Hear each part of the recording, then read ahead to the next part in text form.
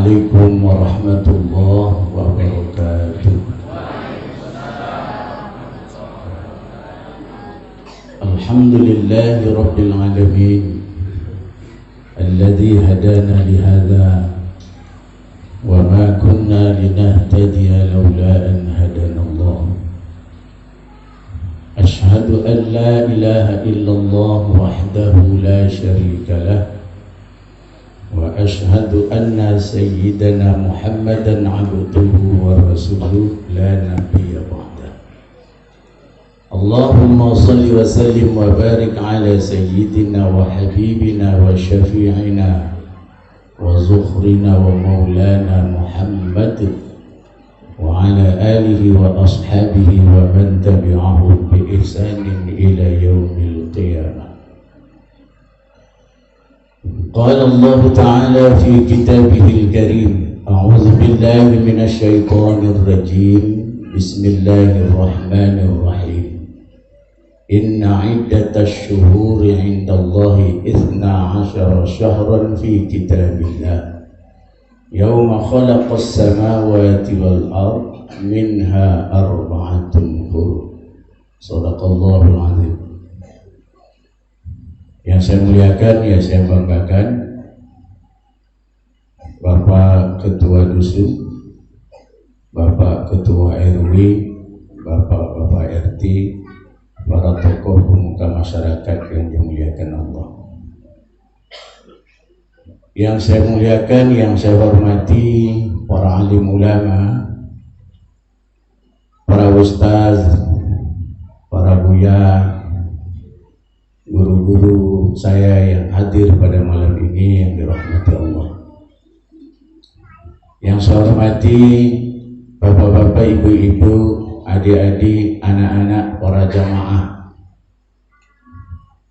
dalam rangka memperingati tahun baru Islam 1443 yang dirahmati Allah.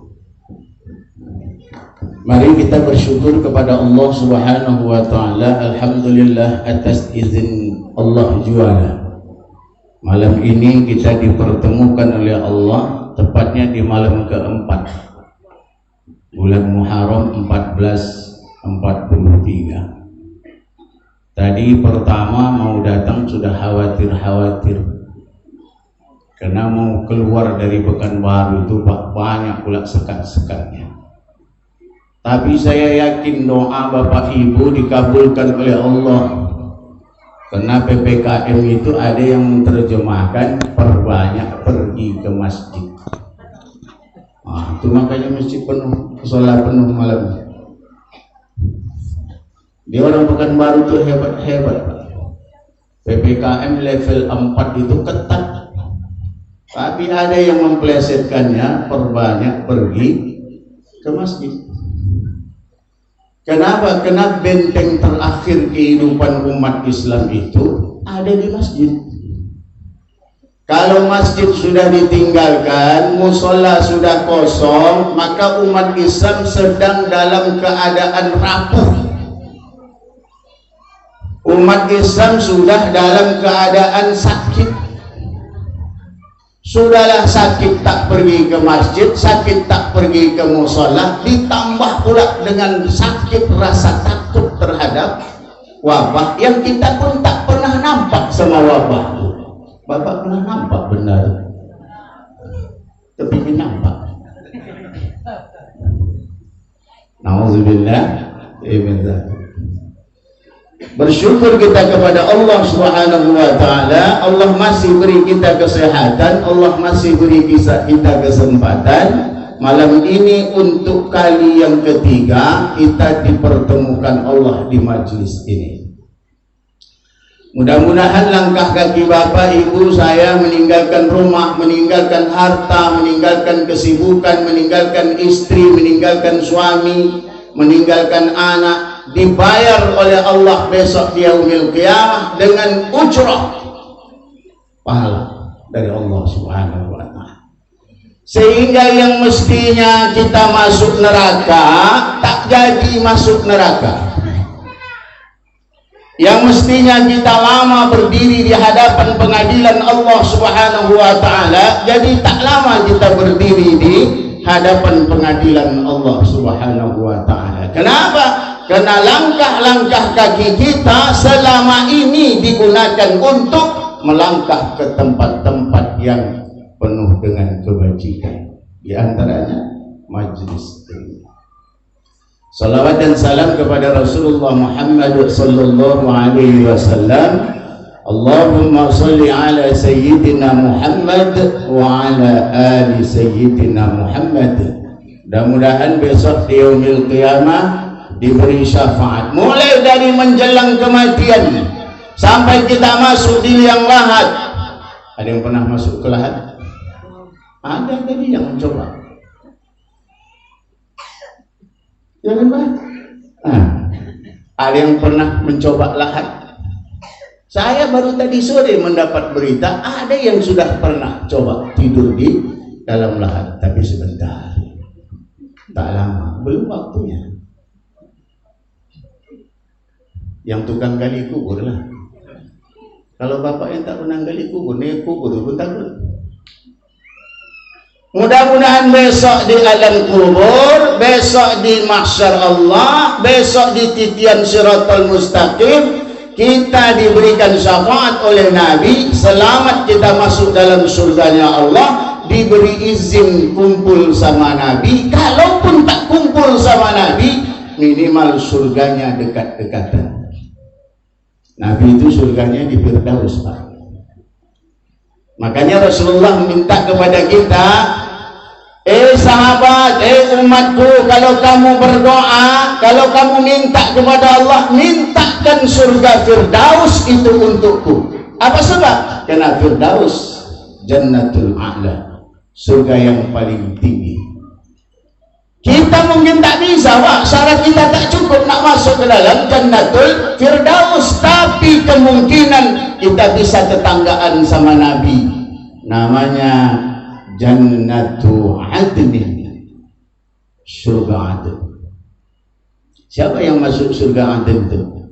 Orang-orang yang beramal soleh. Siapa di antara yang beramal soleh? Bapak kita, mak kita, orang tua kita, anak-anak kita, istri kita. Dalam surah Ar-Ra'd diceritakan oleh Allah, dijelaskan oleh Allah dalam firman-Nya, orang-orang yang beramal soleh, baik ayah, baik ibu, baik kakek, baik nenek, baik suami, baik istri, anak-anak, akan dimasukkan oleh Allah ke dalam sebuah surga namanya Adn. Di dalamnya dikasih sebuah kampung. Di dalam surga itu ada kampung, Badar. Dikasih kampung oleh Allah. Untuk siapa? Untuk kita dengan anak cucu kita di dalam kampung itu.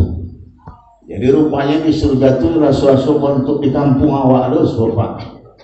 Ya kan? Bapak bersuruh jo kakek, jo nenek, jo atuk, ya kan, jo nenek, jo mama, jo ete, jo amai, jo cucu, jo cicit, kumpul satu kampung. Syaratnya apa? Beramal soleh. Kalau tak beramal soleh, terpisahlah dia. Ada yang suami masuk surga, istri masuk neraka. Ada yang istri masuk surga, suaminya masuk neraka. Ada ayah ibu masuk surga, anak-anak tinggal di neraka. Atau sebaliknya, anak-anak yang masuk surga, ayah ibu masuk neraka. Makanya bapak ibu, yuk kita selamatkan. Bapak, yuk kita selamatkan istri kita, anak-anak kita. Pak, bapak besok di surga mau beristri dengan istri yang di kampung sekarang ini, atau mau istri yang di surga?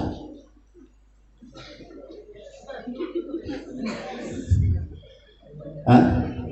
Mau ganti? Mau ditinggal kok? Ibu-ibu siap-siap kan ditinggi di abang. Tadi mana kan diletak itu so. Ini cita-cita sudah buat bini dalam suruh diminta ni. Dah ada nak berniatkan dibawa ibu bapa dari kampung ada. Padahal kata Rasulullah Muhammad sallallahu alaihi wasallam, siapa yang bisa menyelamatkan istrinya lalu kemudian dibawa dia masuk ke dalam surga, maka perempuan dunia ini ketika dia sampai di surga jauh lebih baik daripada perempuan surga 70.000 kali lipat. Istri di dunia ini lebih baik daripada bidadari. Kan bertinggi juga. Tidak hadir ya? Anda apa olah? Ya kan? Tak bisa ditinggal. Kenapa? Karena rupanya perempuan yang di dunia ini ketika kita bawa di surga jauh lebih baik daripada perempuan surga. Jadi bapak jangan tengok bentuknya sekarang, nanti kalau kini udah bego ya pak, besok di surga glowing saudara, glowing, tak tuh pak glowingnya, berkilat, ka'annahunna liyaqutu wal marjan, mereka seperti mutiara intan berlian. Jonyo pak, jodoh kini. Kini makin makai bodak makin tak joleh rupa kan. Kalau besok dia serogon apa yang bodak. Masya Allah. Itulah istri-istri yang soleh. Bapak Ibu yang dimuliakan Allah, kajian kita tak lama, bentar aja. Jelang-jelang sudah lah. Ya Bu, saya tanya dulu sama Ibu, maunya saya ceramah berapa lama di sini? Berapa tolak? Itu tak cenderung main bola. Main bola tu 45 kali 2. Iko berapa tolak? Cenderung orang mangkit kosyuk. Berapa tolak? Tolak 3 sampan, tolak 5 sampan. Ya kan? Saya tanya ibu yang di sini, berapa lama saya mesti ceramah di sini? Sejam setengah. Itu pemain bola. Kalau pemain bola ada jeda 15 menit, berarti nanti kita jeda 15 menit. Baik Bapak Ibu yang dimuliakan Allah Subhanahu wa taala, inna iddatash syuhuri 'indallahi 12 syahran fi kitabillah. Sesungguhnya bilangan bulan di sisi Allah Subhanahu wa taala itu 12 bulan. Kalau orang hari ini, orang miladiah ngitungnya dari Januari, kita orang Islam ngitungnya dari Muharram. Tak usah saya jelaskan sejarah kenapa tahun baru Hijriah itu dimulai dari Muharram. Tak usah jelasin lagi, dah paham semuanya. Setiap ustaz ngasih ceramah itu pasti disampaikan. Kenapa Allah jelaskan 12 syahran? Kenapa mesti 12? Karena ada orang yang menghitung 13. Orang Yahudi itu bulannya 13. Kata Allah enggak, inna iddatash syuhuri indallahi 12 syahran fi kitabillah. Hitungan bulan di sisi Allah Subhanahu wa taala itu hanya 12 bulan. Enggak boleh ditambah, enggak boleh dikurang. Kalau kita menghitung, maka hitungannya ditetapkan oleh Umar bin Khattab mulai dari 1 Muharram, itulah hitungan Hijriah. Umar bin Khattab yang memulainya. Hati-hati Bapak. Inna iddatash syuhuri indallahi 12 syahran fi kitabillah. Hitungan di sisi Allah ada 12 bulan. Di mana dimulainya? Dari Muharram. Minha arba'atun hurum. Ada 4 bulan yang dimuliakan oleh Allah. Ada 4 bulan yang diistimewakan oleh Allah Subhanahu wa taala. Hurum di situ bukan haram, bukan haram dalam artian negatif. Tapi di sini dijelaskan bahwa 4 bulan ini adalah bulan yang diistimewakan oleh Allah. Mana bulannya? 1 Zulqa'dah, 2 Zulhijjah, 3 Muharram, 4 Rajab.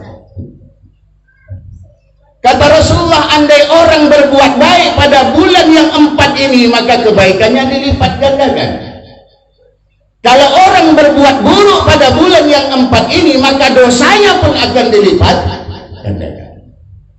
Kalau Bapak Ibu selama bulan yang 4 ini solat berjamaah, pahala jamaah 27 itu dilipat gandakan oleh Allah Subhanahu wa taala.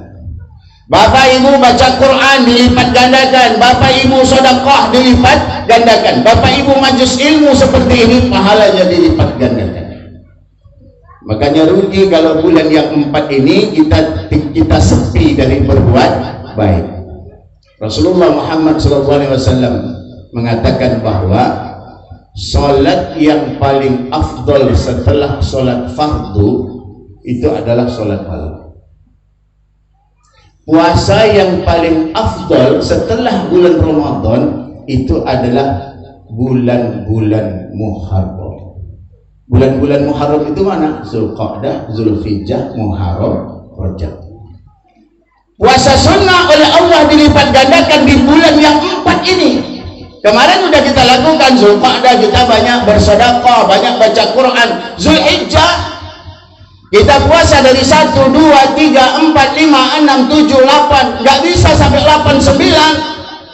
8-9-nya aja lah. Kalau nggak bisa dari 1 sampai 9, 8-9 sajalah. Tarwiyah sama Arafah. Tarwiyah nggak bisa, Arafah sajalah. Tak bisa Arafah, subuh saja jadilah di hari ke-10. Ya Pak, sampai khotib turun dari mimbar. Nggak juga bisa. Itulah payah. Menahan makan minum dari subuh menjelang khotib turun aja, dia tidak bisa dong puasa. Maring kampung. Buat sahur dulu aja mompet. Ini kuliah sahur ya Pak. Jangan sampai tidak kuliah sahur Ustaz.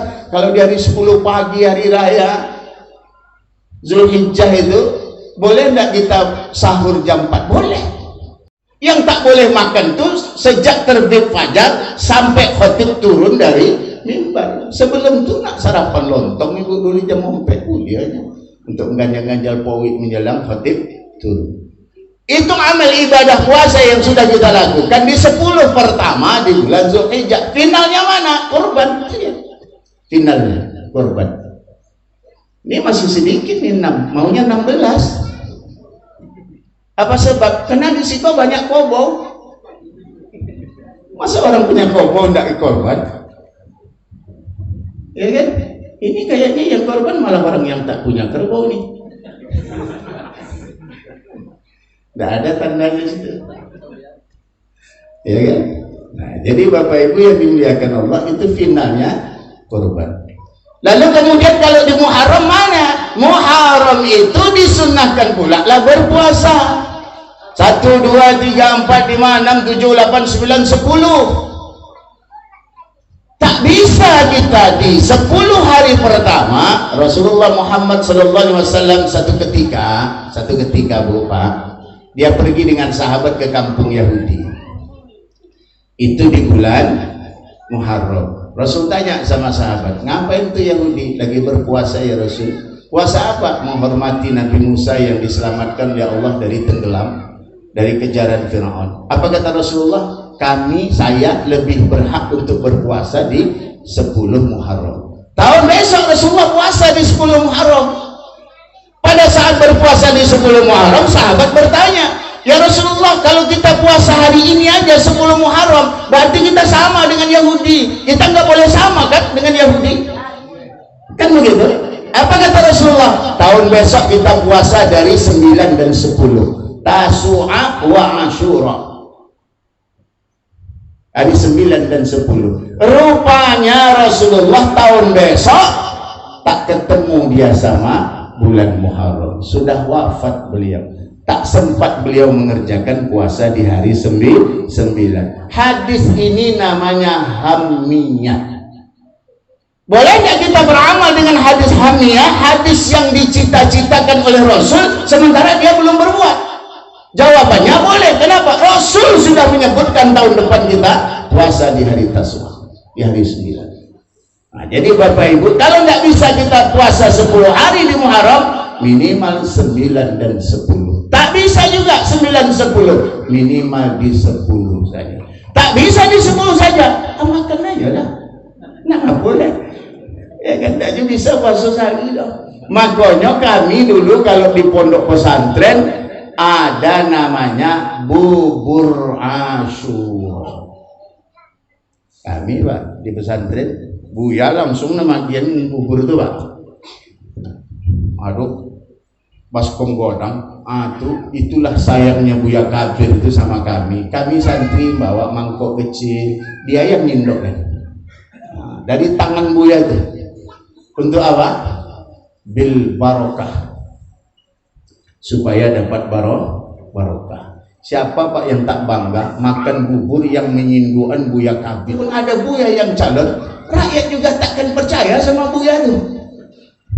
Buya itu paling besok kalau duduk lupa je nyawanya. Ancak je pilihnya daripada berdosanya besoknya kan. Jadi awak kau nyelamatkan Buya juga Pak. Ya. Makanya Buya-Buya tak ada yang duduk jadi pejabat. Kenapa? Rakyat yang sudah menyelamatkan dia. Masya Allah. Lalu Buya untuk apa? Buya ini untuk nyetir. Buya ini yang mengingatkan ketika umarohnya salah, keliru. Yang kita takutkan sekarang Buya-Buyanya diam semua ketika umarohnya keliru. Yang ditakutkan kan Buyanya Buya anggu-anggu. Bapak menurut Buya? Monggo. Silakan. Macam mana menurut Buya? Tidak apa-apa, datang Buya lalu yang dimuliakan Allah Subhanahu wa Ta'ala. Kajian kita lanjutkan setelah kita menjelaskan tentang surah At-Taubah ayat 36 ini, tentang bilangan bulan dalam satu tahun. Lalu saya ingin menjelaskan firman Allah Subhanahu wa Ta'ala yang berkaitan dengan hijrah. Bismillahirrahmanirrahim. Alladzina amanu wa hajaru wa jahadu bi amwalihim wa anfusihim a'zamu darajatan indallah wa ulaika humul faizun. Orang-orang yang beriman, orang-orang yang hijrah, orang-orang yang jihad di jalan Allah dengan harta dan jiwa mereka, oleh Allah akan diangkat. A'zamu darajatan indallah, akan diangkat posisinya di sisi Allah Subhanahu wa Ta'ala. Wa ulaika humul faizun, dan mereka besok akan mendapatkan keberuntungan dari Allah Subhanahu wa Ta'ala. Kajian kita apa? Orang-orang yang beruntung. Siapa orang yang akan diberikan keberuntungan oleh Allah dalam surah At-Taubah ayat 20 ini? Yang pertama, alladzina amanu, orang-orang yang beriman. Kalau bapak ibu saya merasa kita beriman kepada Allah, sesungguhnya kita malam ini sedang disentuh oleh Allah dengan surah At-Taubah ayat 20. Cuma bapak ibu, iman ini, al-imanu yazidu wa yanqus. Iman itu kadang naik, kadang turun. Lagi sedang enak kita, kadang-kadang iman lalai. Tapi lagi sedang tak enak, iman naik. Kadang-kadang kita ini baru naik iman ketika ditegur oleh Allah dengan musibah. Kalau nggak ditegur oleh Allah sama musibah, iman sedang-sedang saja, iman biasa-biasa saja. Makanya Bapak Ibu yang dimuliakan Allah, hati-hati kata Allah dalam Al-Quran, bahwa orang-orang munafik itu dalam satu tahun dia akan diuji oleh Allah Subhanahu wa Ta'ala fi kulli amin marratan aw marratain. Orang munafik itu akan diuji oleh Allah dalam satu tahun minimal satu kali atau dua kali. Fi kulli amin marratan aw marratain. Kalau kita hari ini dalam tahun ini sering diuji oleh Allah, yang kita khawatirkan kita ini adalah orang-orang yang dalam keadaan munafik. Kadang-kadang kita bersyukur sama Allah kalau kita diuji. Apa sebab? Karena dengan diuji iman kita naik. Cuma sebahagian orang kadang nggak terima Pak ketika diuji. Ya Allah, kok Dena jangan sakit uang sekolah anak lu sakit. Padahal dia jangan kojo uang sekolah, kojo tu hari dia pagi, payah jam 5 lah, payah jam 5 patang baru pulang. Dah sakit. Dan metode tempiti kojo dia ni sakit. Hati-hati. Ini ujian Allah, enggak nengok orang Pak, enggak. Yang ditengok oleh Allah kita ini beriman atau tidak. Kalau kita beriman, datang musibah dari Allah, barangkali ini teguran oleh Allah supaya naik iman kita. Tapi kalau kita munafik, teguran Allah menjadi bala bagi kita. Hanya dunia ini Bapak Ibu, ad-dunya makanun. Dunia ini tempat. Tempat apa? Makanul musibah. dunia ini tempatnya musibah. Kalau bapak ibu nggak kepingin kena musibah, jangan di dunia ini tinggalnya, carilah tempat lain.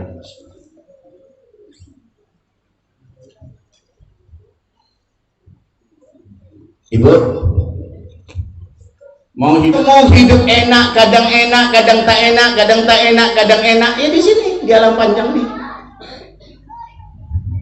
Di sini di alam panjang. Kenapa? Karena ini makanul musibah. Alam panjang ini tempat kita menerima musibah, cobaan dari Allah. Kadang-kadang cobaannya enak, kadang-kadang cobaan tak enak. Yang selalu kita anggap cobaan itu yang tak enak. Kematian, musibah, sakit, musibah, miskin, musibah, dapat duit. Ada orang yang mengatakan dapat duit musibah? Nggak ada, dia bilang alhamdulillah dapat soki deh. Ada orang yang dapat jabatan mengatakan dia musibah? Enggak. Mohon maaf. Andai kata ada orang di kampung ini diangkat jadi kepala desa, ada yang mengatakan ada yang dapat musibah. Apa dapat musibah bang? Ada yang diangkat jadi kepala desa? Ada? Enggak ada. Dapatnya kepala desa, bolehnya kenuinya mata kambingnya. Kenapa? Karena jabatan itu dianggap nikmat. Ya begitulah hidup nih. Jadi yang selalu dianggap musibah, yang tak enak, sakit, kematian, kemiskinan, susah hidup, itu yang dianggap musibah. Padahal jabatan, kedudukan, harta, kaya kita semuanya ujian dari Allah, cobaan dari Allah Subhanahu wa ta'ala. Tapi jarang kita mengatakan. WA ke Ustaz, Ustaz, ada yang dapat musibah Ustaz. Di balik ada Ustaz tu, apa musibahnya bang? Di balik dia dapat pinti 5 miliar. Nah, ada. Innalillahi wa rajiun, dapat musibah dan bang apa amak dan sakit. Selalu begitu. Kalau duit Pak jarang disebut innalillahi wa inna ilaihi rajiun. Pak. Maka musibah itu kadang-kadang oleh Allah dijadikan untuk ujian iman. Bapak punya istri, istrinya paling cantik di kampung nih. Pak, musibah. Payah Pak nak lolok. Serius ya bu, ibu dapat laki ganteng, gagah, banyak pula pitinya, sementara ibu sedang-sedang saja. Mak, asal paginya jam 6 pagi, jam 2 lem pulang nih nak tanggung risau ibu tu dah. Mana layak kalian kau, entah mana layak kalian kau ni kan? Padahal ya duduk di tepi kampung. Hati-hati dicobaan dari Allah Subhanahu wa ta'ala. Jadi kadang-kadang Allah menguji kita seperti itu. Nah, iman itu naik yazidu wa yanqus, kadang naik kadang turun. Lalu bagaimana bukti kita iman kita naik? Innamal mu'minuna alladzina idza dzukirallah wajilat qulubuhum wa idza tuliyat 'alaihim ayatuhu zadatuhum imana wa ala rabbihim yatawakkalun. Sesungguhnya orang-orang yang mukmin itu orang yang beriman, kalau disebut nama Allah hidup hatinya. Kalau diajak berzikir nyala nur hatinya, nur qalbinya hidup. Siap sholat oleh imam diajak berzikir nyala hatinya. Enggak malah lah pakai zikir pula imam kau. Tapi di sini enggak kan Pak? Sini siap sholat zikir bareng-bareng kan Bu? Allahumma antas salam wa minkas salam gitu kan? Nah itu tanda orang-orang yang hatinya nyala ketika disebut, naik berdiri bulu kuduk bulu romanya ketika nama Allah disebut. Kenapa? Karena dia takut berpisah dengan Allah Subhanahu wa ta'ala, takut dia tidak bisa bertaqarrub kepada Allah Subhanahu wa ta'ala. Jadi orang kalau disebut nama Allah tuh naik semangat cinta kepada Allah Subhanahu wa ta'ala. Kalau saya boleh contohkan Pak, ini boleh, ini contoh. Kalau contoh itu berarti tidak sama. Ibu pernah jatuh cinta? Pernah? Bu?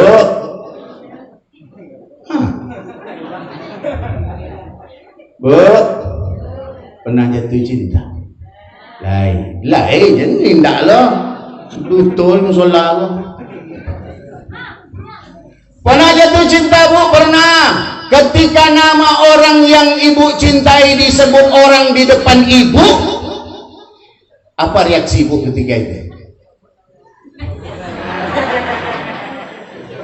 Ya kan? Duk gitu kan? Condong nak melotui sudah doa. Padahal yang disobi tadi mana-mana tempe lah. Entah sedang di mana ni kalau tu, tapi hati kita tidak tentu arah. Kenapa? Karena kita cinta sama dia. Disebut saya namanya sudah tidak karuan hati kita. Apalagi sempat ketemu. Kalau bertemu sama dia, ya Allah ya Rabbi, tidak ada penyebab doa merah sudah pipi. Pernah bu? Pernah merasa merah? Tidak Ustaz.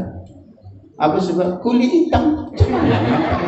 Tentu nak nampak. Yang nampak merah yang kulit putih. Begitu pula lah kita ketika disebut nama Allah Subhanahu wa taala, bergetar jiwa kita, hati kita, takut kepada Allah Subhanahu wa taala. Pada saat kita berzikir menyebut nama Allah Subhanahu wa taala, netes air mata, netes keringat kita. Kenapa? Karena kita merasa bersama dengan Allah Subhanahu wa taala. Hati-hati Bapak Ibu. Allah menunjuk orang menjadi wali itu tidak mesti lewat ustaz.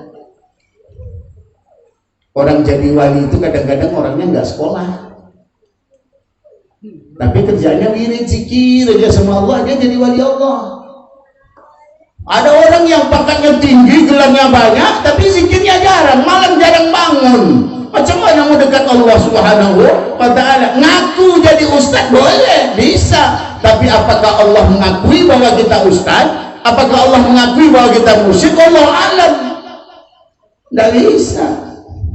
Itu haknya Allah Subhanahu wa taala. Kita tak butuh sama dunia. Yang butuh kita siapa? Kita hanya butuh kepada Allah Subhanahu wa taala. Kita hanya perlu kepada Allah, kita tidak perlu kepada dunia.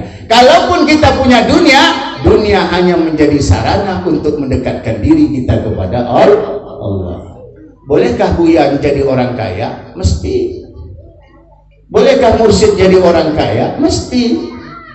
Ya Pak, jadi orang kaya itu tidak hina di hadapan Allah. Justru orang muslim yang kuat, imannya bagus, kaya itu lebih hebat. Kenapa? Karena harta di tangannya akan jadi bermanfaat.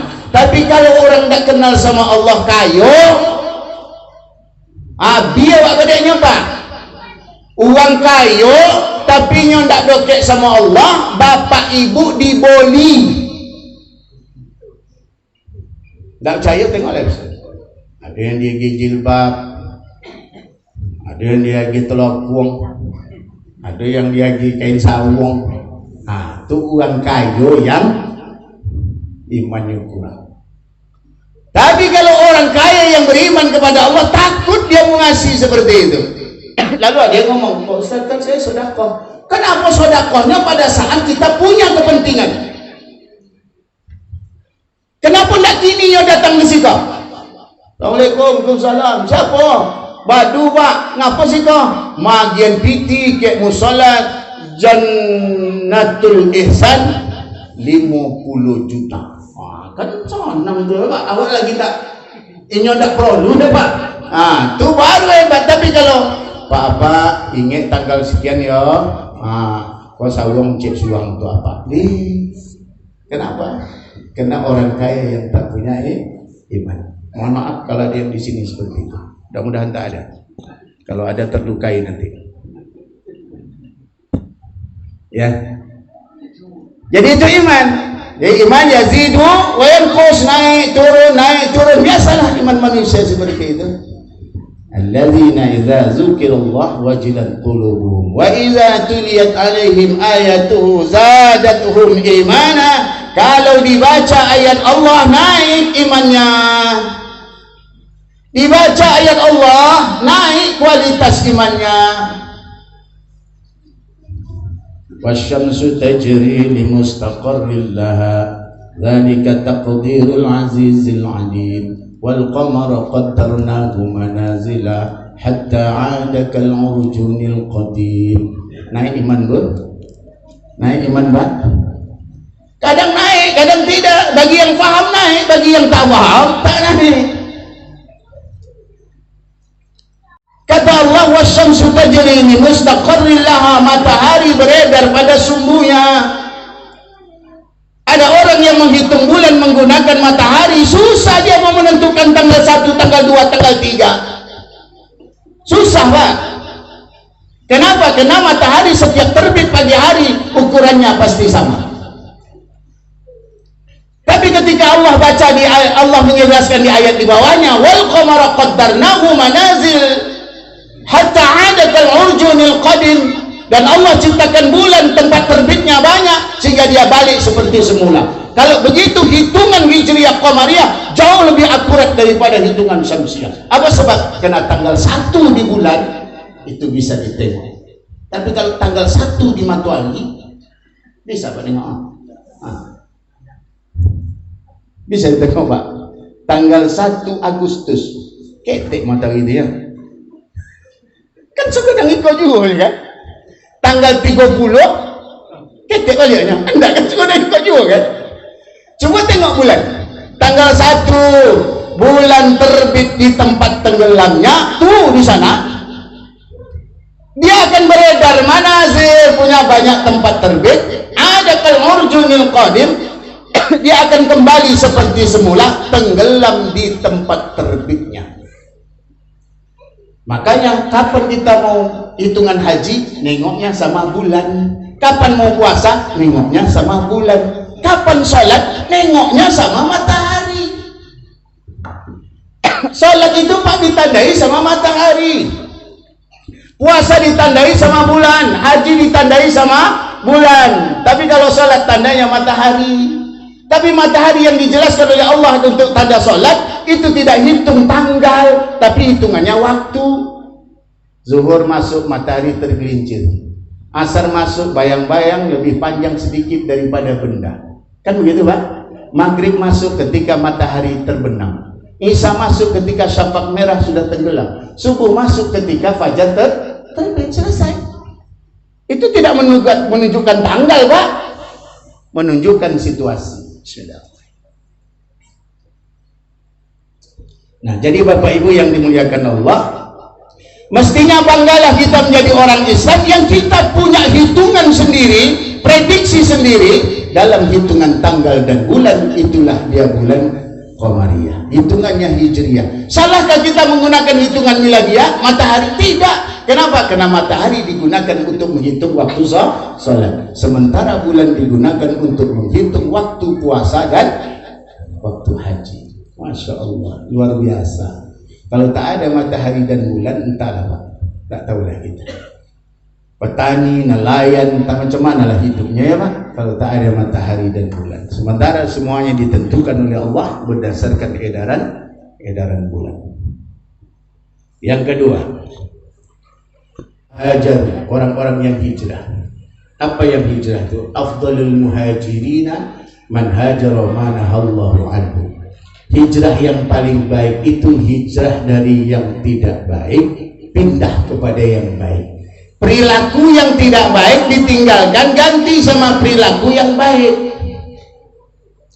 Kita sebagai orang muslim ini Bapak Ibu tunjukkan bahwa kita muslim. Muslim itu tidak identik dengan peci Pak. Muslim itu identik dengan kelakuan, akhlak, adab. Hari ini nggak jaminan Pak. Kalau dulu ya kita dibodohi oleh Belanda. Dulu orang Islam tidak boleh, yang belum berangkat haji tidak boleh pakai peci haji. Itu kata orang Belanda. Yang boleh pakai peci haji adalah mereka yang sudah pergi haji. Untuk apa gunanya? Supaya Belanda mudah menandai orang yang sudah berangkat haji. Apa sebab? Karena orang yang sudah berangkat haji itu biasanya dia punya komitmen alirannya keras untuk menentang Belanda. Kalau kini Pak, peci haji kok siapa nak pakai aja no? Kadang-kadang sedang main batu domino pun pakai peci haji.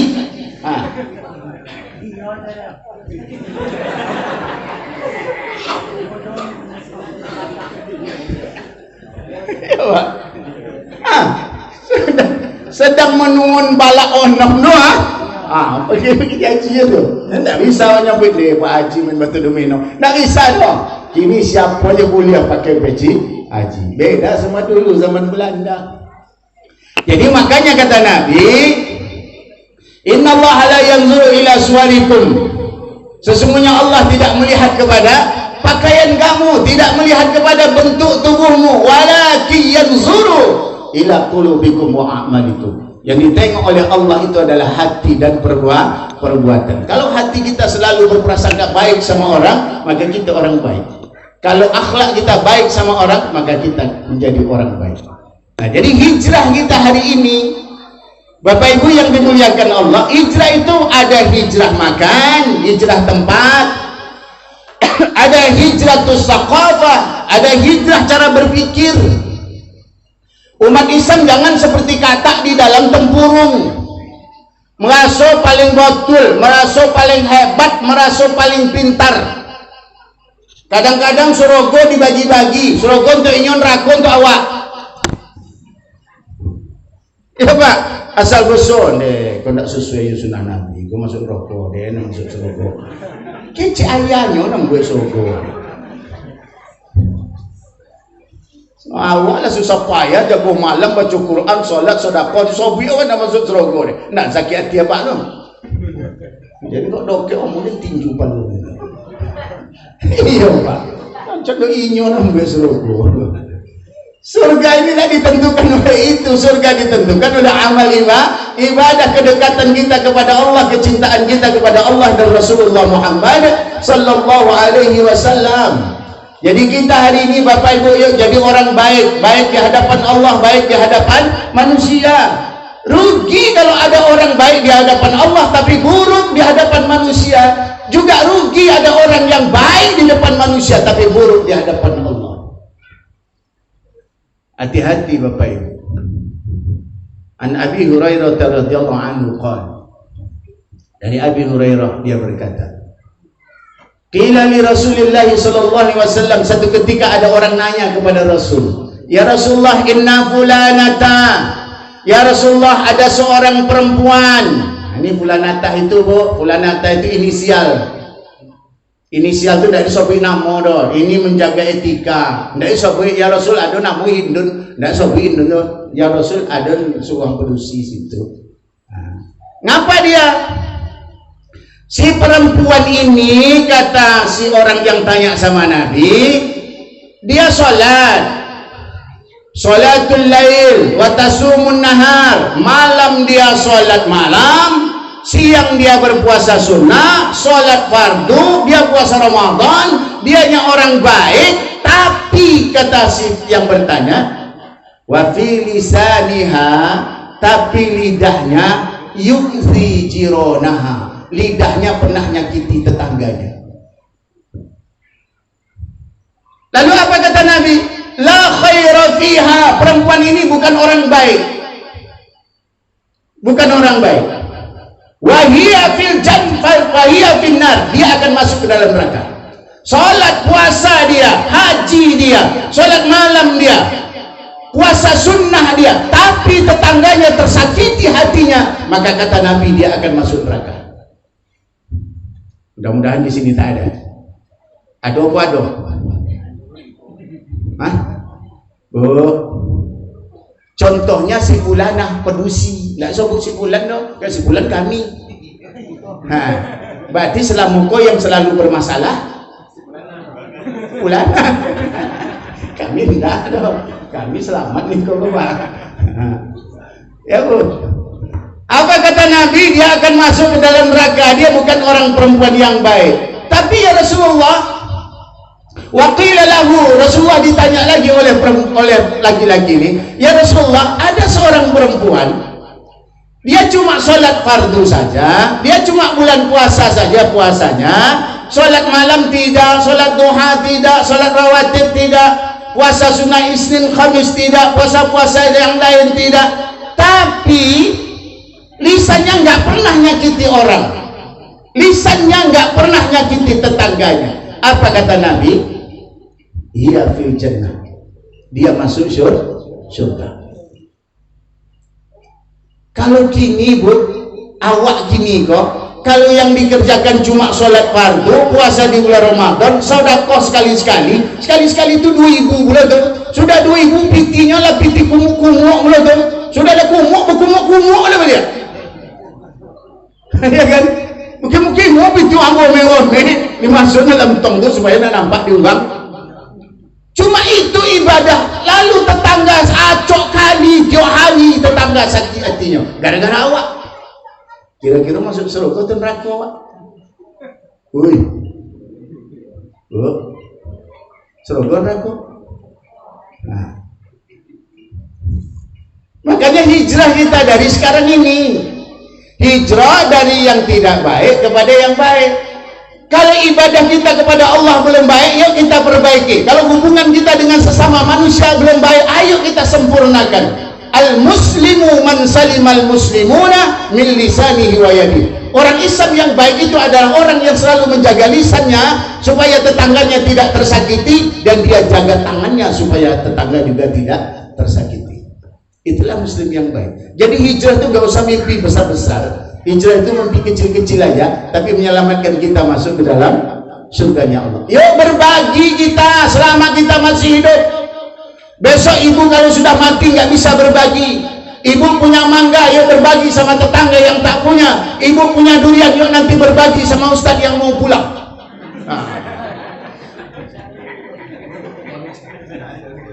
Nah, durian sih bodoh. Tadilah awak survei pak. Lah ada wak survei tadi kan, tak ada duyan tu betul jalan tu rasul nak duyan siko saja. Ya kan, ada lewat tadi berbungkui duyan nak lelok jatuh leh. Ada situ berbungkui jo kamu. Awak survei bu. Kenapa? Ada yang punya duyan berbungkui. Masya Allah. Kenapa saya sebut durian? Karena saya termasuk orang paling suka sama durian tu. Iya, kalau musim durian tuh bu, tak beli durian sampai 3-4 kali. Saya tak asal lewat tuh dendam kali sama durian. Asal lewat tempat durian dendam kali lah saya sama durian. Masya Allah. Kadang-kadang istri saya yang banyak cerita. Bang, saya banyak makan durian bang. Badan dah besar. Saya bilang belum sampai 150. Ya bu, yuk berbagi. Rasulullah pernah berpesan kepada Muaz bin Jabal, kepada Abu Dzar, Abu Dzar, kalau kamu masak sayur, masak gulai, fa'aksir ma'aha, banyakkan kuahnya. Lalu kemudian kamu tengok tetanggamu, berapa jumlah orang dalam rumah tuh, lalu kamu berbagi. Kuah saja disuruh ngantar bu. Abu Dzar ini lagi masak, kata Nabi, banyakkan kuahnya. Kalau kamu tak bisa ngantar dagingnya, kau antarkan kuahnya ke rumah tetanggamu. Begitulah sekarang ini Rasulullah memerintahkan kita untuk saling peduli dengan tetangga. Makanya ibu kalau punya durian, nggak bisa ibu simpan. Tetangga ibu pasti bau. Kalau tetangga ibu bau sementara ibu tidak berbagi, ibu berdosa. Serius.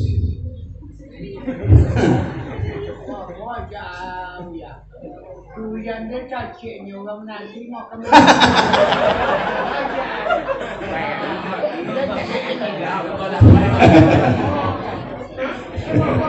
Durian sih di rumah beli mau ada tanggo pompek.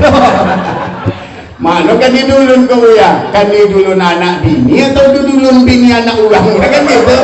Masya Allah. Ya tentu didulukanlah. Yang namanya memberi nafkah tentu didulukanlah untuk anak dan istri. Makanya kata Rasulullah kepada Abu Dzar, kalau kamu masak banyakkan airnya. Kalau kamu tak bisa ngasih dagingnya, kuahnya pun tak apa-apa, kau kasih ke dia. Cuma kalau di kampung kita masak bu banyak kuah tu, bu antum kuah tu rumah tetangga. Oh ma, 2 tahun tak kan disapu ibu. Iya kan? Untuk apa bu kuah apa? Kok kuah gulai daging? Untuk apa dia dan rumah ada daging banyaknya kan?